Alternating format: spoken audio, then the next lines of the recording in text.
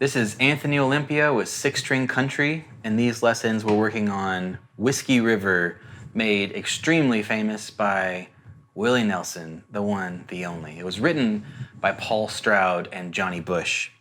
On the rhythm lesson, it's going to be fairly straightforward, but we have two very distinctly different feels, which is interesting to have in one song. So there will be 4 different strumming patterns, but it's key of G chords, nothing too crazy really. It's just fun. Also, I do have to admit, the part that we're doing in the rhythm lesson is something that I compiled for you. There's really no, in the recording we're working with, no like discernible rhythm part, strict rhythm part. And also, in case you're wondering, we're doing the live version, the live recording of this song. That seems to be the one that everybody would want to know anyways, because it has electric guitar, acoustic guitar, Willie playing his part. So we're doing that. The lead lesson, I'm going to be covering what Willie plays to the best that I could tell that he is playing. He's definitely his own, he marches to the beat of his own drum. So we'll do our best to do all of those parts. There will be a pretty lengthy solo video. It's like a 3-part solo, 3 different solos or whatever, back to back to back to back to back. Anyways, it's going to be a lot of fun, a lot of 16th notes. Let's get started.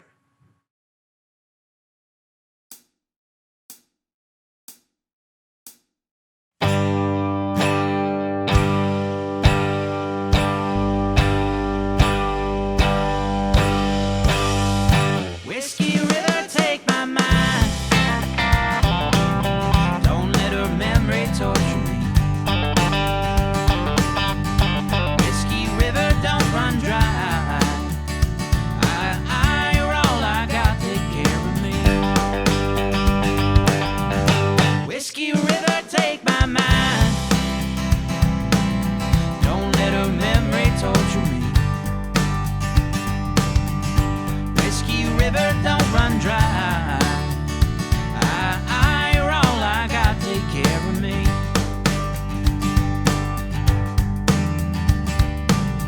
I'm drowning in a whiskey river,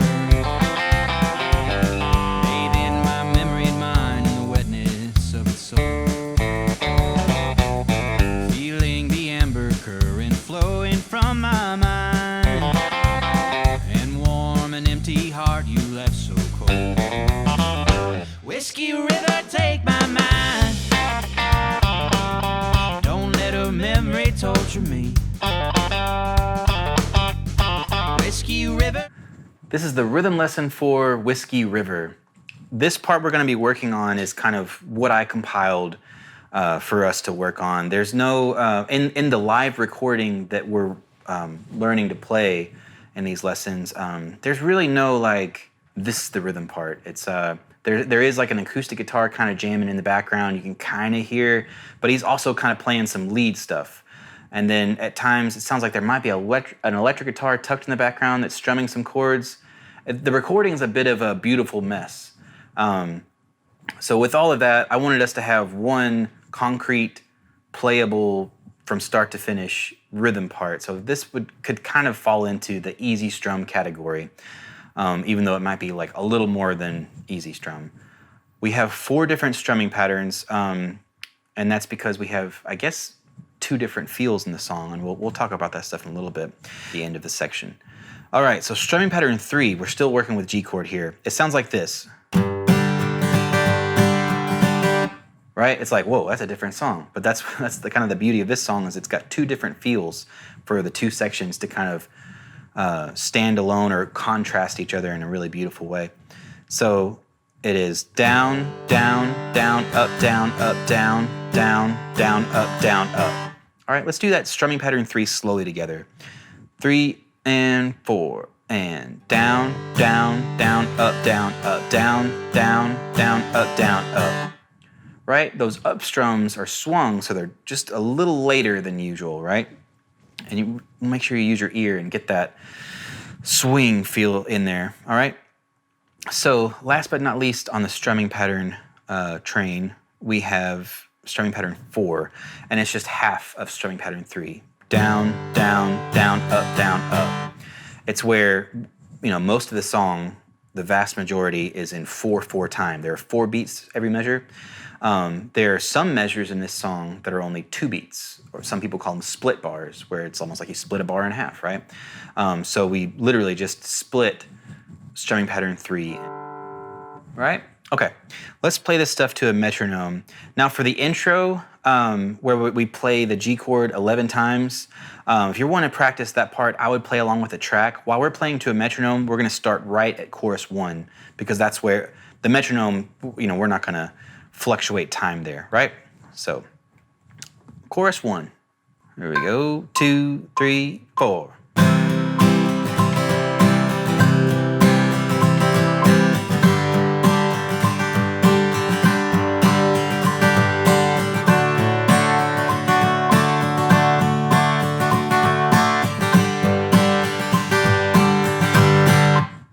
All right, let's move on to chorus 2, which is the same for chorus 3 and 4, as well as the solo section. Definitely, like, as much as you want to stay true to how he's playing it or whatever and what I'm doing, but I feel like the spirit of this song and what he's playing, he's just kind of going for it and improvising quite a bit.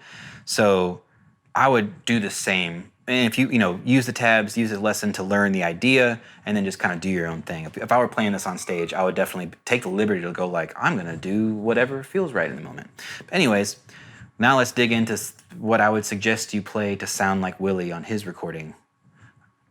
We start off at the intro doing like, there are 11 hits of this octave chord, whereas the 3rd fret of the low E, 5th fret of the D, and it starts kind of a slower tempo and works its way just a little faster, a little faster. 5, 6, 7, 8, 9. The first note of that measure, 5th fret of the A string, and then open. And then a push here, we do the 5th fret of the A, 4th fret of the D. That's where the harmony starts. Hit it again, and then 3rd fret of the A, 2nd fret of the D. 2nd fret of the A, open D. And then open A, hammer on, and pull off. Right? Open, 2nd fret, pull off, and then 3rd fret of the low E. Just let that ring for a quarter note. So. All right, then we rest for a bit, and we come back in with that riff. Almost the same thing. We get a good bit through it. And instead of going to that bar, the first bar we did, we're just gonna hit the 3rd fret of the A string and stop. Because it's almost like a B.B. King sort of thing, like Willie's playing the riff and he stops so he can start singing again. Right? We rest the next measure and then we do this, the final little bit here. We do kind of like the bluegrass ending. Willie's version of it. 3rd fret of the low E, open A. 1st fret of the A, slide up to the 2nd fret. Open D string. 2nd fret of the D, pull off to open. 3rd fret of the low E, 5th fret of the D together, and just kind of.